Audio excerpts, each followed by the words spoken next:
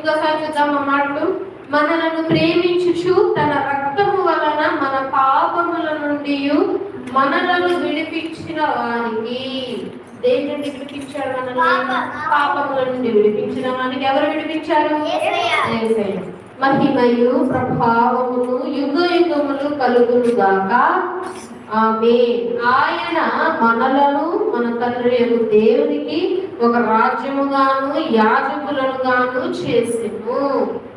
ఒక రాజ్యానికి యాజకులను చేశాడు యేసుక్రీస్తు ప్రభువారు.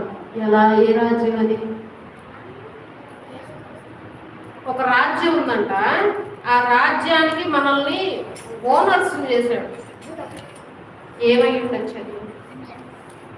ఇప్పుడు మనం సపోజ్ ఈ చర్చ్ ఉంది, చర్చ్ ఎవరిది? ఈ చర్చ్ ఓనర్ ఎవరు మరి? నాదంటావా?